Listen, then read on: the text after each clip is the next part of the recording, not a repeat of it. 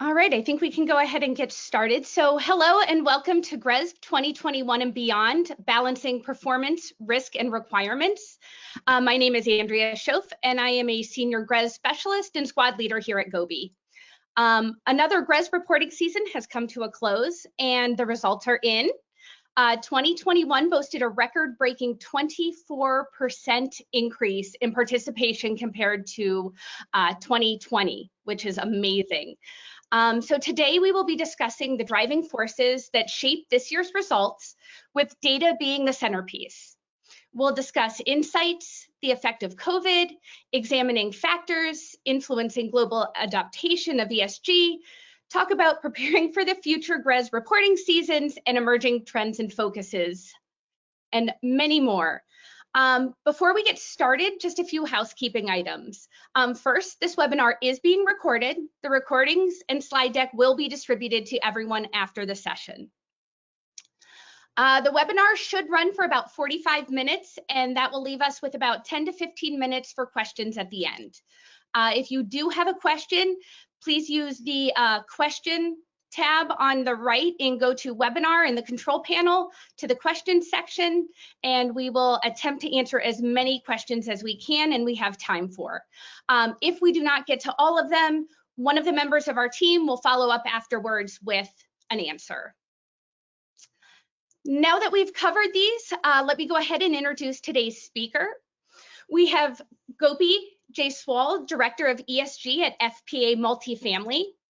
The 2021 submission was FPA's second GRESB submission, and this year their score was improved considerably with a 76% increase in its GRESB score compared to the previous year.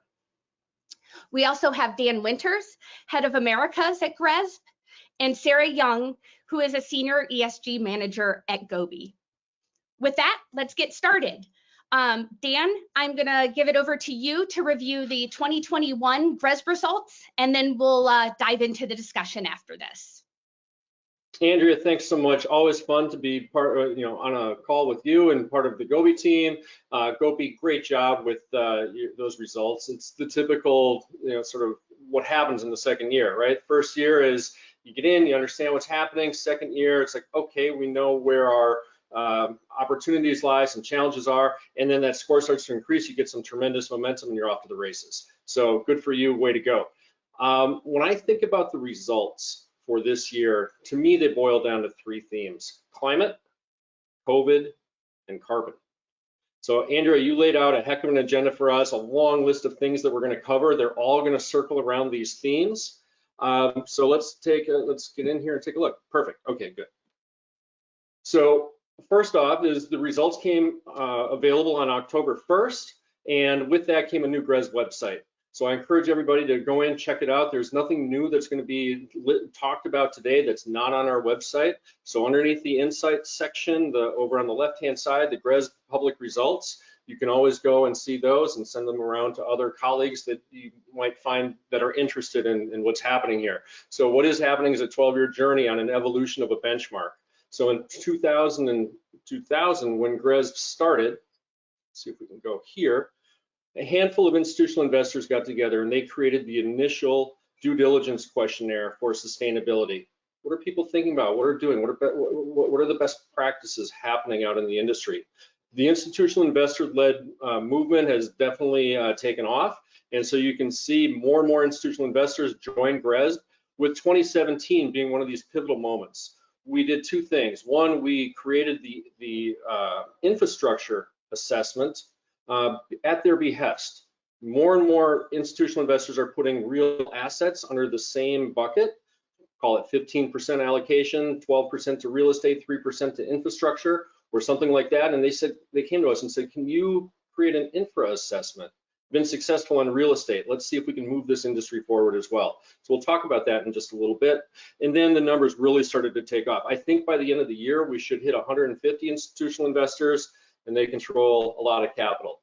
Here's some of their logos, not all of them, but I'm confident that you will see some people that are familiar, and you will see some more new faces, especially in Americas, showing up on this list before the calendar hits December 31. From a benchmark participation standpoint, Andrea mentioned 24% up. That is a record because it beat last year's 23%. And so do I hear 25% for 2022? Absolutely. I'm feeling that there's a lot of momentum out there. So back when this initially started, 200 got together. We actually had some folks from the Canada event on Monday, was it Monday or Tuesday, who were part of that initial 200 group. And so year over year, not only has benchmark participation increased, but just like the experience with that Gopi will tell us about in a little while, people have gotten better and instituted programs and made progress on these issues within their firm. So what is interesting to me about this graph is the slope of the line. So good, slow and steady throughout the last decade, and then bang, took a pandemic, but the slope of that line changed and up, up, up, up. So I anticipate that that's also going to continue for 2022. When it comes to by region, we had 1,520 participants this year, and that covered 117,000 assets. So if you recall, asset level data was made mandatory in GRESB in 2020. We told the market in 2018, and we seasoned the folks that this would be the case. What that really meant is that if you have 82 properties, 82 rows should show up in your assessment when you send it in. And then geolocated, property type, location, and then energy, water, waste, fill it out as best you can. So organizations do, we had really solid data coverage, roughly 65% of those assets have full data, and they come from 66 countries. GRESB is global, right? What this means here in the United States, it's also happening in Japan and Australia, the EU, which is where this came from. And if you look at the numbers here, EU 784. It's if you count submission, that's roughly half comes from the EU. But if you look at the numbers, if you look at the capital under management and you add the EU plus Asia, you're still shy of the US and Canada and the Americas. So what this really means is that we have outsized influence, not only in the benchmark, but in making industry progress because the capital is here. North American participation, 366, 41 in Canada, 300 in the US. Brazil and Mexico are coming on. We have two strong industry partners that have emerged there. And I've been doing a couple Latin American webinars over the course of 2021. And so I'm sensing that they're getting ready to step forward. We have some good, solid, sort of US dominated private equity firms that have funds down there. And we're seeing strong momentum from the domestic market to embrace ESG best practices and move forward. So with 2021, we saw a score increase. Some of you might recall, if you've been part of the benchmark in 2020, we had a reset. And that reset was designed because we pulled apart management and performance more clearly so we can focus on the road ahead. And we will talk about that at the very end. But by pulling those apart, there was a little schism in the scoring. Scores dropped. People generally get a little excited if their score falls. We had a fair amount of people who actually advanced last year, firms like Gopi's, but that happened. And so here we are, scores move forward. It's a very reminiscent to 2013 when the same thing happened. And it won't be the last time, because when you look at this scatter plot, what I see is crowding in the upper right. I've been talking about this since 2017. Here we are in 2021, same phenomena. And so as we continue to work to, when we pull these things apart, work on this performance component to be able to more clearly define and redefine, in many instances, performance, you're going to see score changes and more breakup happening. This is what it's like in Europe, right? You've got some countries that are much further ahead than others. I just put this out here for context to give people an idea of how different countries are reacting and leading and moving forward on these issues. Here in the Americas, I mean, the Canadians are a little bit ahead. They've been ahead for a while and they continue to be. But we're doing a great job. And so you see the Brazilian, they're a little low in performance. There are, an N of 8, so not a significant from a statistical standpoint. But they've set a good base of performance for the rest of the market to come in. And so, not a tremendous amount of change there. What I do find interesting is the value add and opportunistic space. The numbers continue to increase. It is a normal distribution curve of high performers versus others that are trying to wrap their arms around the data and grapple with it, which is always the challenge with GRESB. But the gray dots, that's Europe. There's 123 participants of value-added and opportunistic funds, and then the U.S. and North America, mostly U.S., are green. So if you have a value-add or opportunistic fund, these are tremendous opportunities, financial moments of truth. Make progress, put marginal capital to work, and move an ESG program forward such that sustainability is embedded for the company or the firm or the fund that takes the project on after you harvest your gains. From a value-add and opportunistic fund standpoint, here are the leaders when it comes to GRESB 4 and 5 star. We see Boston or Beacon Capital, JP Morgan, Shorenstein. They've all been participating for a long time. Green Cities is a group out of Portland that's the rebrand of Girding Edelin, do a great job. Savannah came on strong, oh my goodness. So GRESB 5 star is certainly attainable by these groups that have sort of short hold periods at times and are doing CapEx and OpEx interventions. It's a tremendous strategy to really put ESG into place. And then for the 4 stars, right, a lot of well-known names up here, a lot of longtime leaders when it comes to GRESB.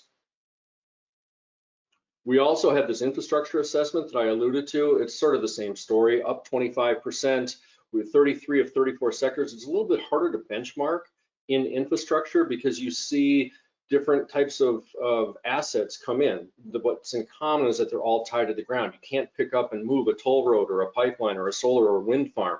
So there's 34 different sectors that make up the GRESB infrastructure assessment. And it's a 2-level. It's what is an infrastructure private equity fund doing when it comes to management and policies on these issues, and then what's happening on the ground with the actual infrastructure assets. 150 funds to go with 560 assets, and I'm obviously rounding, but again, 25% on the ups, and we're getting a lot of interest in GRESB infrastructure. And so here's what that looks like over time, right? It's been in the market now for 6 years. And it's gotten a good solid toehold and really is going to create the leapfrog foundation for us to move into all of private equity. Targets, one particular topic that I wanted to talk about today. Let me just go backwards, right? So there's rapid industry progression from 2019, 2020, 21 on having net zero targets. That was really what we saw in the data this year, but obviously energy, water, and GHG. Oops, I think I went the wrong way. No, there we go. So, I don't think that slide belongs there. Let's go here. All right, so from an infra standpoint, targets are a little bit less being used, right? So that's what the gray bar shows on the right. But there's a fair amount that have some kind of target on GHG, and they're engaging with their companies to say, how can, what are we doing? Can we measure, and how can we get better? And there's a handful that have net zero targets. Let's compare that to real estate. So some things to interpret on this chart. On the left-hand side, we've got the number of participants in GRESB, 1,005 2 years ago, 1,520 this year. And then what's interesting is it's been pretty constant. 25% don't have targets. But that means that as GRESB has grown over time to add another 500 funds, there are more funds that are showing up with targets. It's usually the new folks that oh, do we need to have targets? Should we have a target? Oh, are peers having targets? Yes, indeed they are.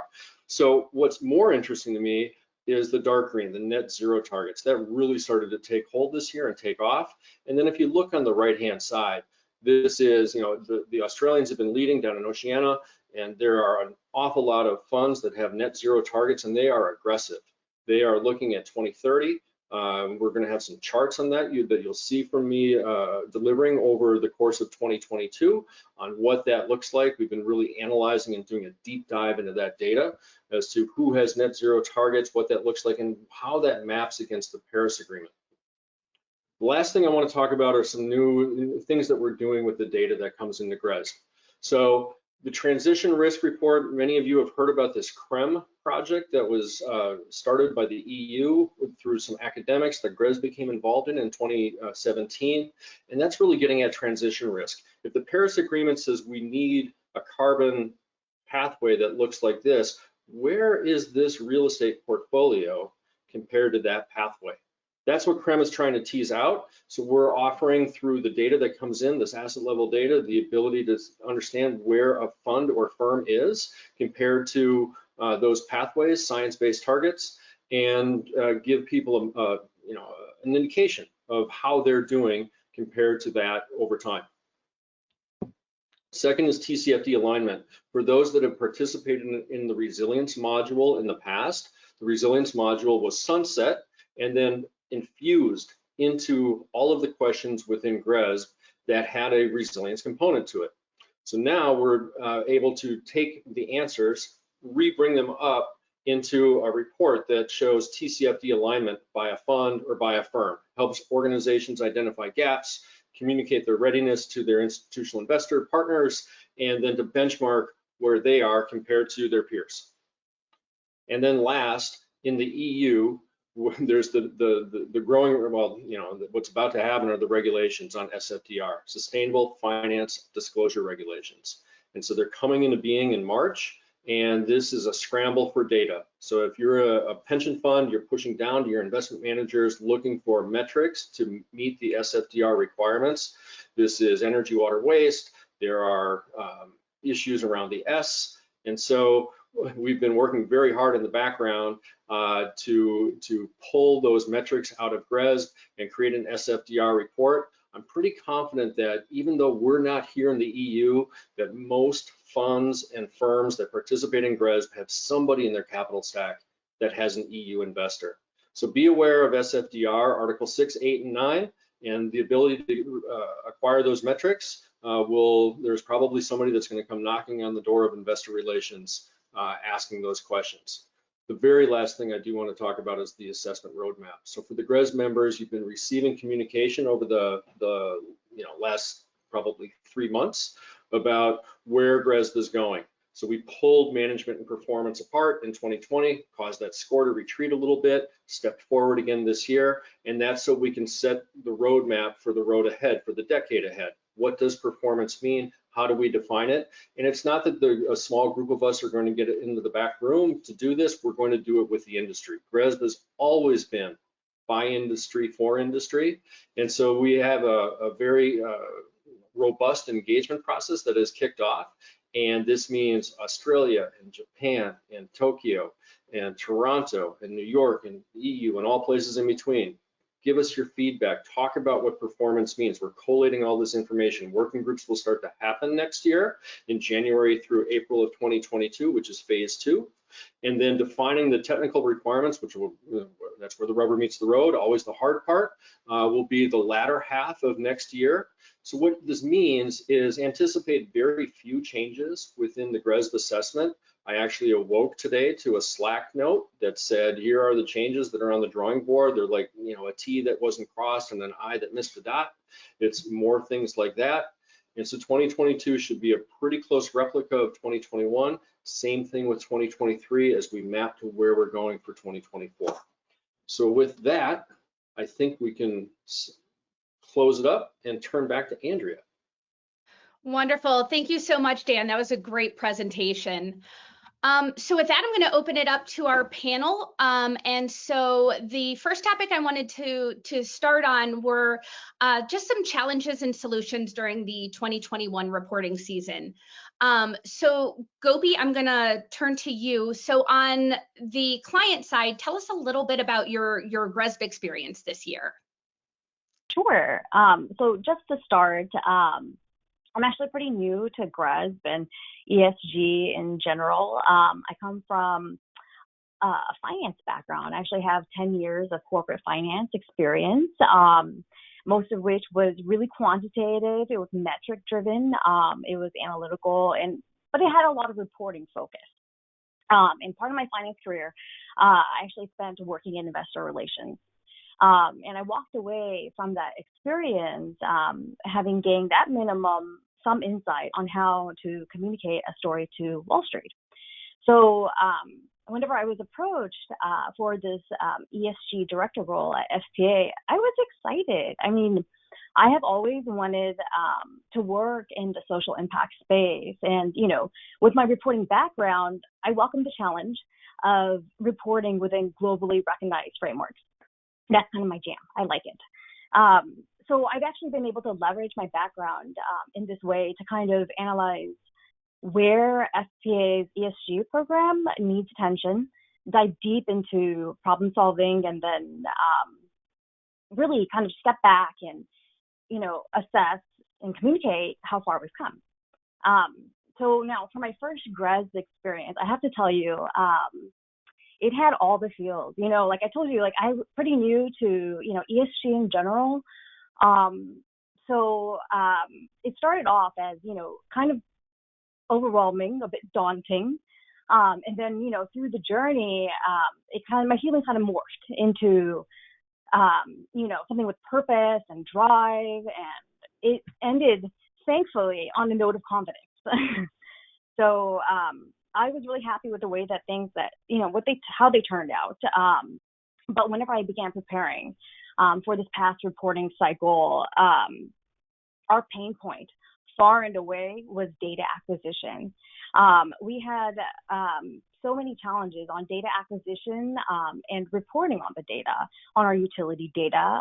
We'd actually contracted a third party to assist us in handling the entry of our utility data into a platform. But that third party actually, they weren't able to deliver at the time and, you know, the cadence that we preferred. So we couldn't even generate simple reports. It created bottlenecks like that. And when you can't generate a simple report, you also cannot pursue green building certifications. And so it was around this time that, you know, I was mulling over, you know, how to overcome these sorts of challenges and setbacks that I was introduced to GOBI. And with the assistance from GOBI and with their team, I learned how to optimize our utility data. And so while I dove deep into, you know, finding out where all the missing information was and trying to obtain as much whole building utility data as I could, the GOBI team actually they did all of the GRESB KPI data management for us through their ESG platform. And they consulted us strategically on our assessment and how we can maximize our performance. And so with that and the fact that SPA actually had a lot of policies and, you know, processes in place that we were able to leverage, it was kind of with that coordinated and collaborative effort that we were able to lift SPA's GRESB score as much as we could. That's really awesome.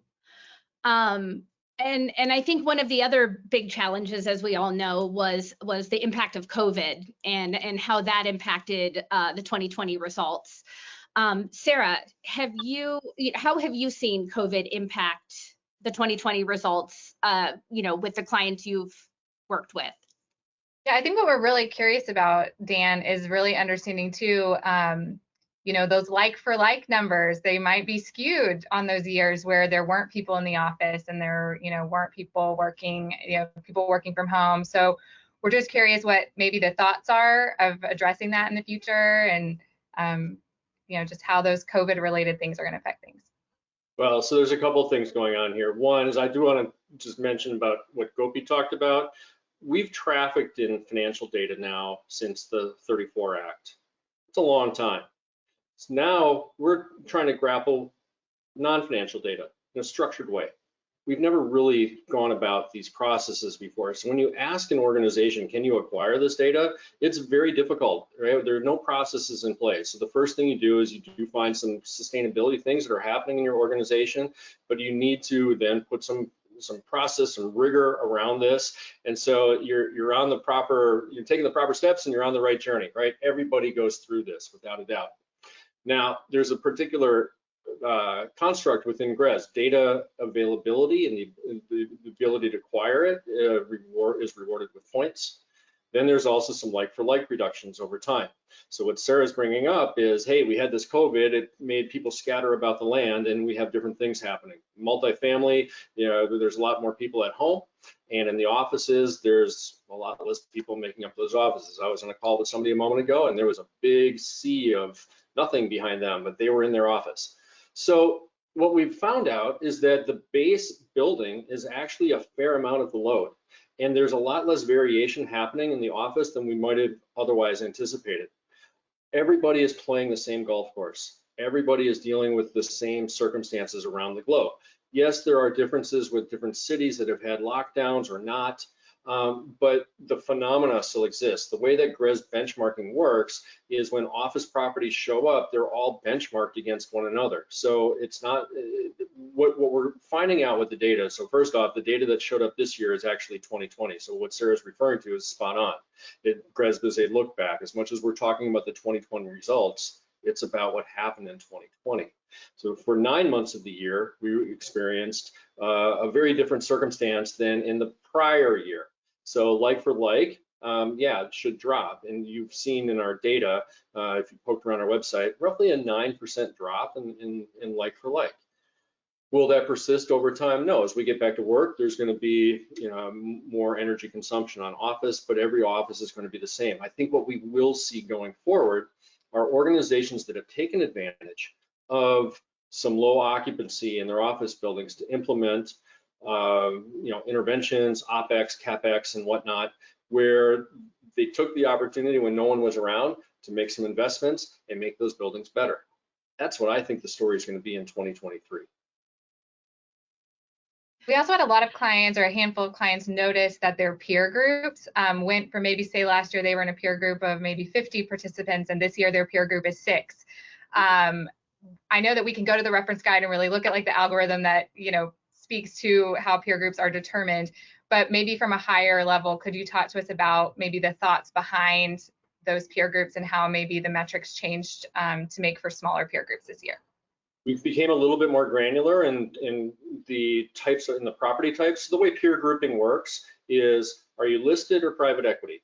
So that is your first demarcation. Then where are you located? Are you in the Americas? Are you in North America? Are you in Canada? And so that's the second. And then the third is, what is the portfolio makeup based upon the property type? So as long as we have 6, then we will create a peer group. We try to get as granular as possible to give people a better shot at linking up against their peers. So the property types became a little bit more granular. We also never know who's going to show up every year. Therefore, as the numbers have increased, we've been able to get more granular. It's counterintuitive, right? The numbers have increased, so you'd think that the peer group might increase, but instead what's happened is we've been able to have more granular peer groups, and that breaks it, right? So people end up more focused and slivered in. So that's how the algorithm has worked in the past and continues to be that way. As we talk about what performance means and the roadmap ahead, right? Peer groups is on the table to give people an opportunity to talk about how they prefer to be peered up. There's certainly demand in the US for open-end fund peer groups, right? That's a collective set of roughly 25 to 30, and they have different property type holdings, but they share a common structure and they raise capital against each other. So there's different ways that people think about their peer groups. GRESB has set it up the way that it has, and it's been able to get more granular because more people are participating in the assessment. Awesome. Do you have any advice for any participants who don't think they might have fallen into the right peer group? Keep playing. Seriously, so we used to offer a custom benchmark report. We've taken that away. I mean, that's a very specific question. I think we're going to have to take that one offline. Perfect. Not a problem. I have a question, if you don't mind. Dan, so do you think that that the peer groups will shake up in coming years, as you get access to further granularity? You think so? because we don't know who shows up, it is difficult, right? We had a hotel peer group that became North America, and then there were a number of mergers that happened, and then the hotels suffered from COVID, so we had some dropouts, and therefore all of a sudden it popped back up to global. So that is, you know, we've got very hard and fast rules as to how the peer grouping works. And so can we get more granular? Yes. There has certainly been demand globally for people to want to choose their peers. That requires a bunch of technical interventions on the backside, and the way that the benchmark is run, where everything is connected to one another. I mean, just to give you some perspective, when we run the benchmark, it takes over 24 hours of machine time, and that's a lot of servers working together on September 25th in order to generate these benchmark reports. So allowing people to choose their peers has been a long requested attribute of GRESB, and we are rebuilding all of our tech in the background. So all I can say is stay tuned, because this isn't the first time this has been asked of me.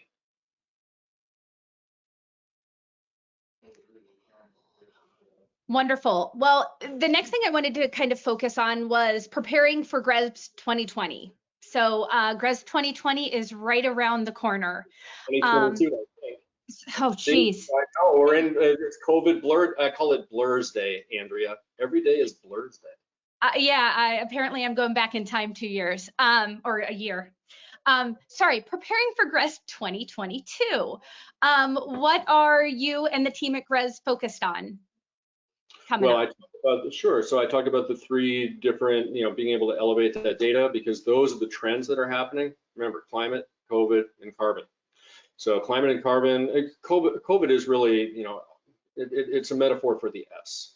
So we're very focused on continuing to serve the industry. We're having more, you know, it's attention. We have the people that have been participating since 2010, and they're now in the upper right, and they're like, well, what's next? Net zero. How are you rewarding that in the assessment? We don't. We reward that you have a target. We reward that you are able to acquire your data, but we've had some portfolios this year show up as net zero. And so how do we better define performance? It's going to be a push to recognizing those issues, recognizing the reduction in EUI.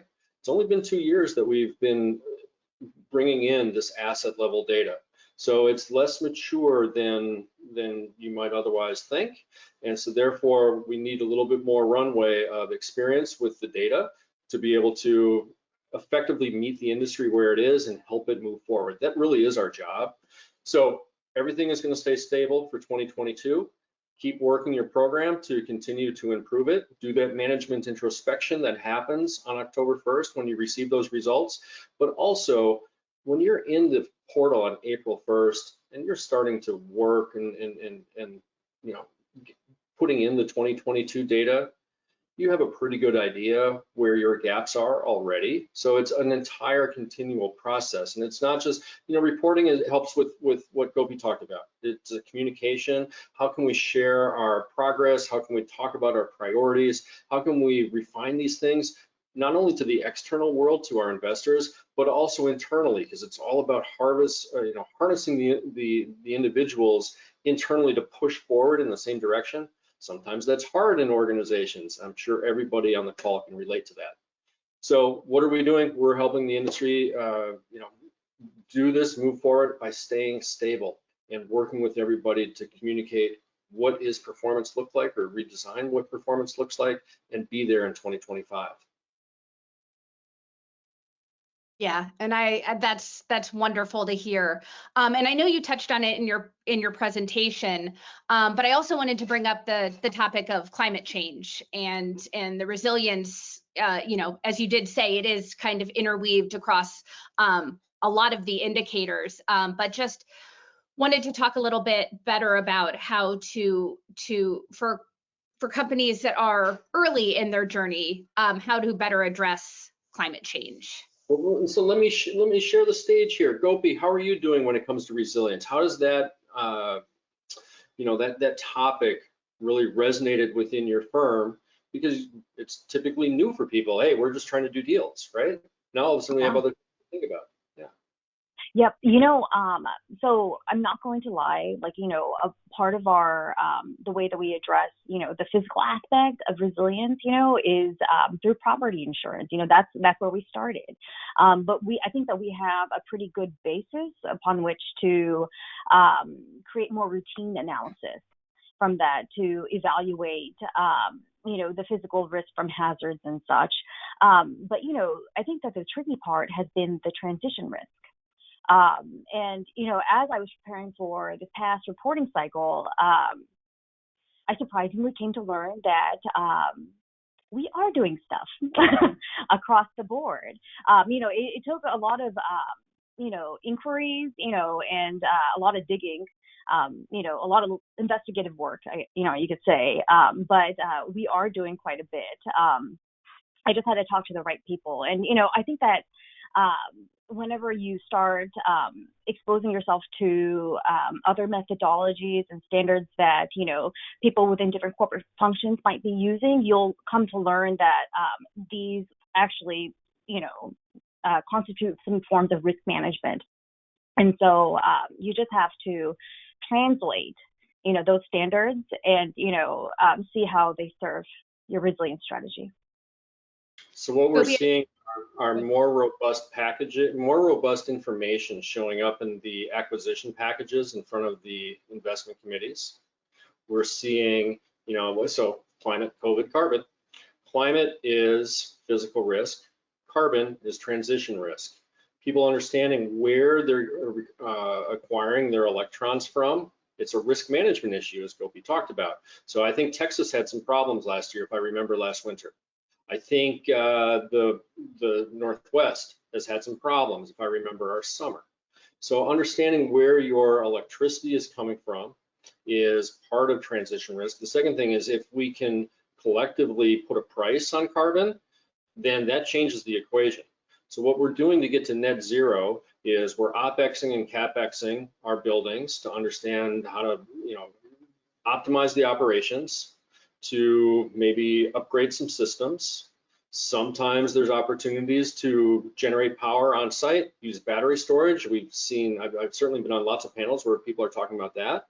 And then be directed with your electron purchase to buy green energy. That creates a demand pull as opposed to a regulator coming in and telling a utility, hey, 10%, 15% need to be part of your energy mix.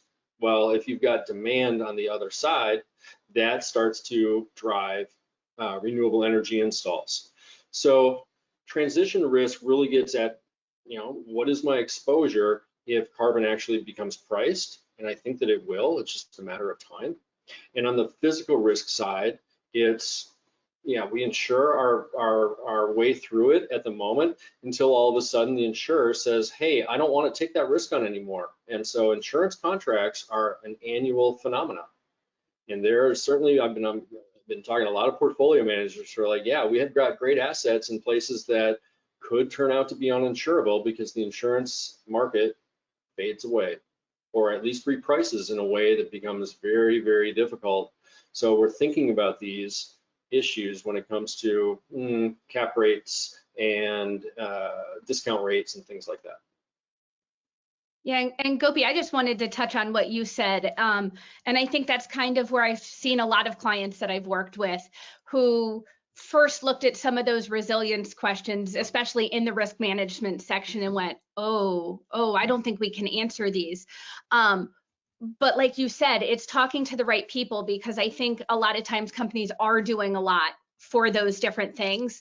It's just not kind of as widely known.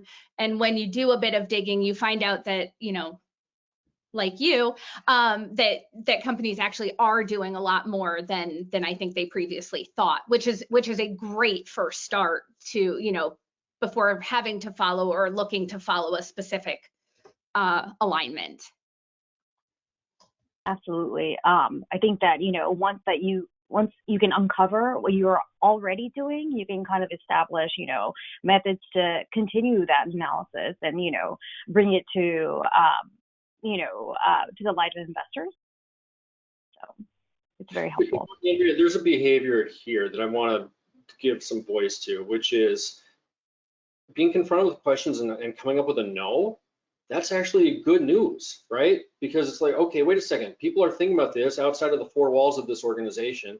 They are doing things, and this is part of best business practices. So, okay, we haven't thought about that. How could we? How should we? How can we? What are we doing? Trot out some things over here and put together a program. That's really the essence of GRESB. And so the resilience module was built, after the health and wellness module was already marketed and then sunset back into GRESB. And so, these are issues, and it's meant to say, okay, well, we don't have a programmatic effort in place. Should we? Could we? What would we? We've been ensuring. Does that really work over time? And that is those are those management introspection moments that lead to progress within organizations. Absolutely, and I will say I've seen that time and time again, especially, I mean, even just with the points associated with certain indicators or topics in general, it really does make you think like, wait, we don't have this. Should we have it? How can we get it? What are the steps needed to get it? And it starts the wheels in motion, which is ultimately where we want everyone to be. Yeah, I think a couple areas where we're seeing that is in like, building certifications. There's lots of point opportunities there. And so we're seeing a lot of people looking into what are my options here? What building certifications can I get? And really addressing a plan for doing that. And the same thing for like assurance and verification. They're seeing the opportunity there, for point value. And they're saying, okay, I'm not doing this currently. What is the best practice here and what should I be doing? I often tell people, this is a risk management and business value proposition. You come into GRESB because somebody either asks you to through investor relations, or you become curious. This is happening out here. My peers are advancing and developing and advancing ESG programs. Should we be doing this? We need to learn some things. We need to get up to speed quickly. So that gets you into the system. You receive a score. Score drives competition. And then you come out the other side with much more holistic view of risk management and business value. So with that being the case, right, you come to the building certifications and you start asking yourself questions. Which ones should we do this? Which ones apply to me? Which ones are appropriate for particular asset types? Not all are appropriate for all asset types. I've watched the IREM building certification really take off on multifamily.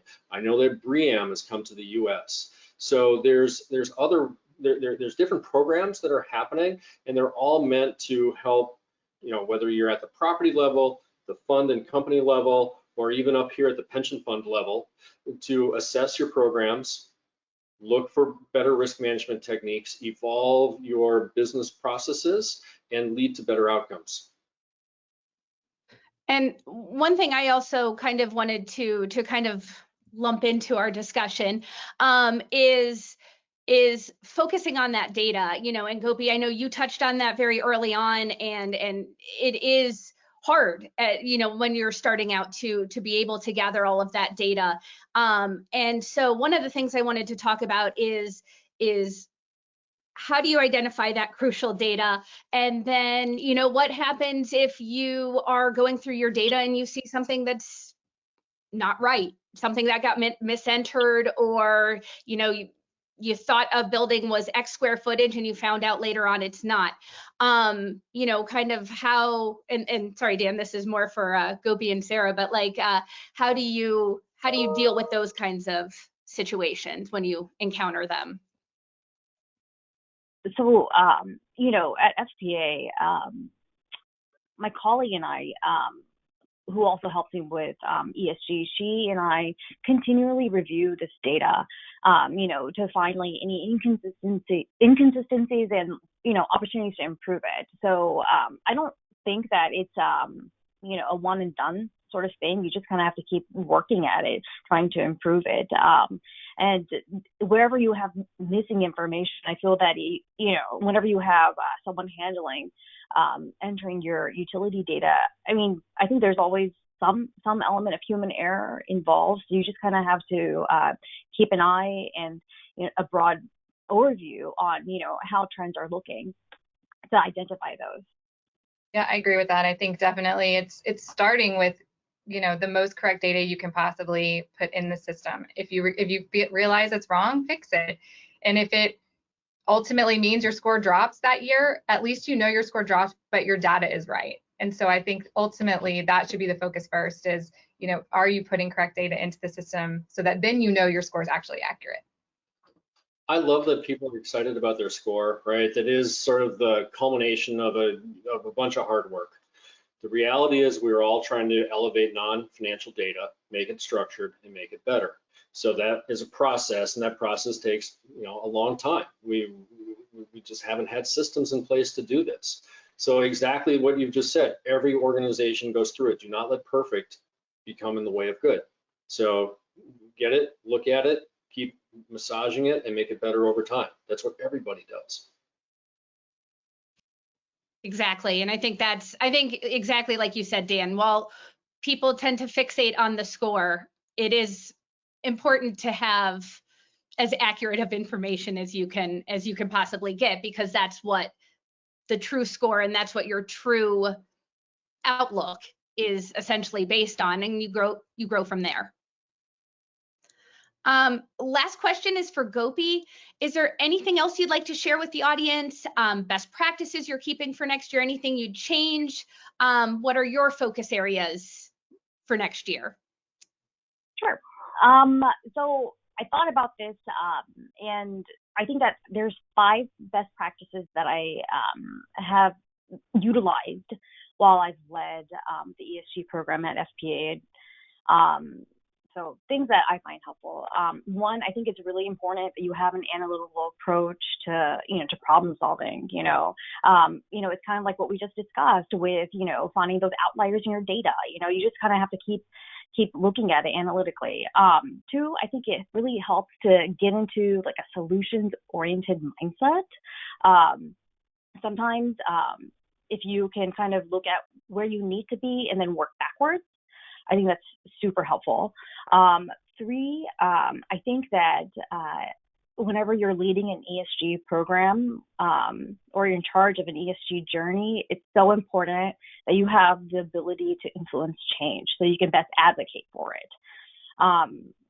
3, when I came on board, I quickly dismantled processes that I didn't think were working for our ESG journey. And, I think that people shouldn't be afraid, to quickly change. And the 5th piece is, I think it's really important to be flexible and have a willingness to adapt to problem solve. So those are 5 things that helped me, and, hopefully it'll help others too. Wonderful, thanks.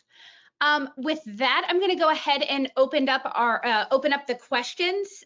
So again, feel free to put your questions over in the questions over by the control panel. And our first question is for Gopi. Can you tell us a little bit about your S&G side? How did you incorporate that into your GRESB achievements? Oh, sure. So FPA actually has a really very nice S&G side. It is guided by UN Sustainable Development Goals. 2 of the 4 UN Sustainable Development Goals that we follow are SDG 4 for quality education and SDG 8 for decent work and economic growth. So the way that FPA utilizes these goals is they actually use it in its endeavors to increase the access of others to really excellent schools and jobs.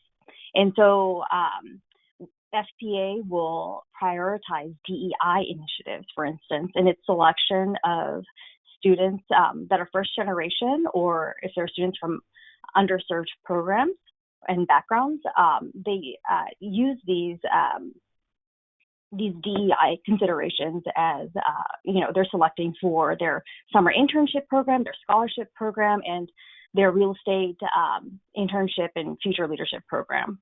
So that's one aspect. And we also use the same sustainable development goals and some others for the environment, such as SDG 9 and 12. to shape our community engagement programs. We have one for residents and one for employees, and the one for residents actually it helps increase the overall health and wellness of our communities that that our residents live in, and it's based on social determinants of health. But I can get into more detail, but I'll leave it at that. It's clear to me that FPA increased their G because they hired Gopi. Look, organizations that start talking about the UN SDGs, right? That's, especially a real estate organization, multifamily, come on, that's strong. And so our G at GRESB has really been focused on the governance of sustainability. Is there somebody around with your expertise at financial moments of truth embedded within the organization to carry these issues forward and to educate, to cajole, to create behavioral change within organizations? That's what a lot of this is about. Sorry for my calendar. Go ahead. Thank you. So we talked a little bit about the mitigating physical and transitional risks. We have a question here that says, our policy is pretty bare bones. What can I do to take it to the next level? I mean, I think we kind of touched on that earlier, which is just start with having the conversations with the people at your organization, your stakeholders. Just, you might be further along than you think you are. So you start with just talking about what's actually happening first. GRESB was set up in a ISO 14001 approach. Plan, do, check, act. What's the policy? It's a plan. And so the first thing that happens when an organization goes through GRESB is they're like, okay, we've got random acts of sustainability. That's great. We don't really have a plan. So you put a policy in place, and sometimes it's the same thing that we saw with the targets, right? People say, oh, I should have a target. How about 10% by 2030? I'll reduce energy by 10%. And then they put that in place in 2017 and 2019, and like they crushed it. They got 14% or something like that. It's like, oh, we should be more aggressive. Let's dust off that policy. So that's what I'm hearing with this question. And so, you go and you look around and you see, well, what is this? What are we trying to accomplish here? How does this meet our risk management, our business value, the values of this organization, and convene people and talk about it, and then put it back on paper? Because once it's on paper, guess what people do? They implement. Awesome. So we also have a question here that says strategies and best practices for making 2022 the year of better data accuracy. So what strategies, best practices? I know Gopi, you actually gave a lot of good strategies to use. Any other recommendations here?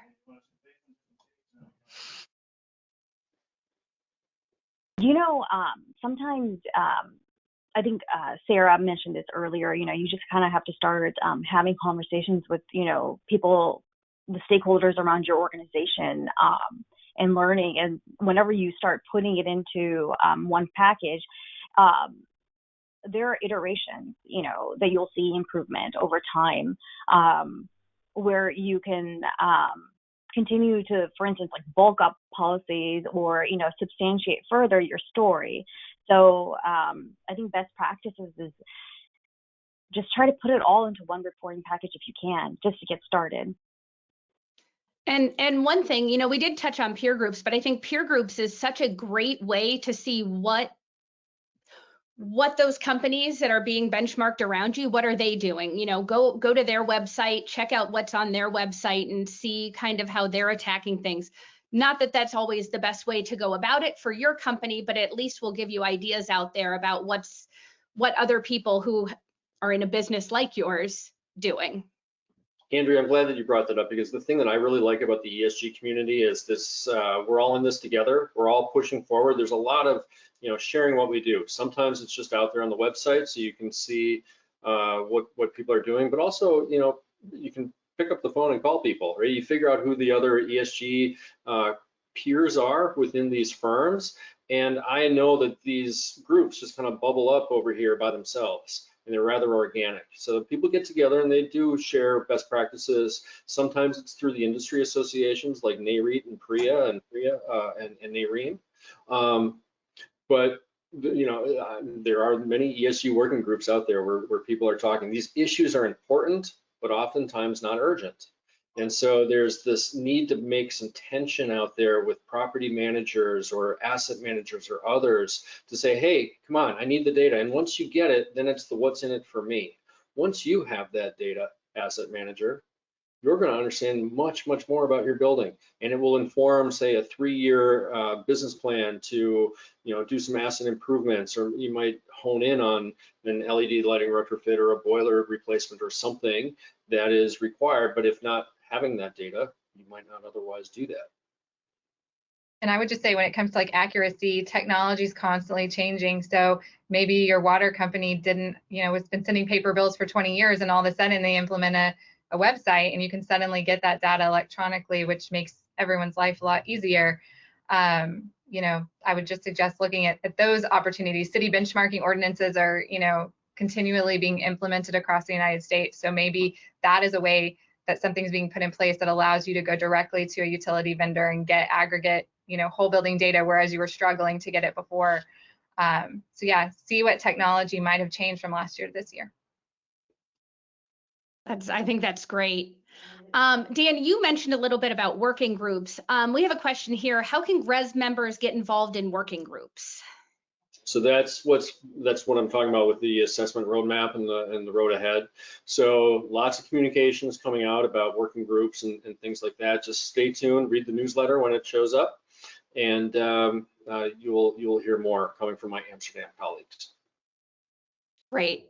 We also have a question here. Are healthy building goals being integrated into the GRESB assessment?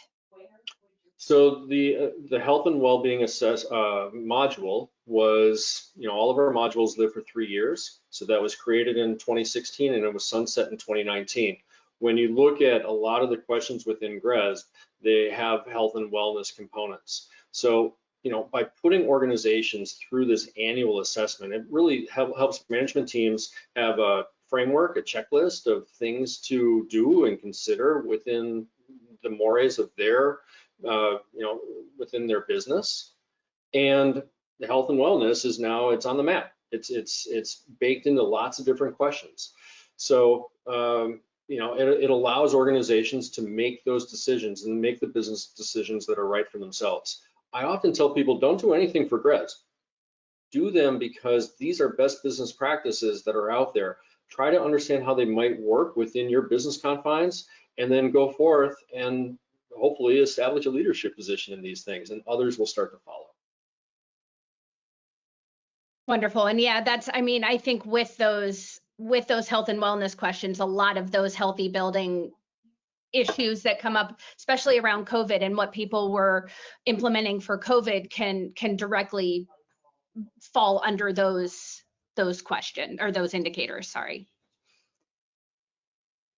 Wonderful. Well, thanks again, everybody, for joining us today. We had some questions we were not able to answer. If we weren't able to answer your questions live, we will definitely reach out to you to continue the discussion.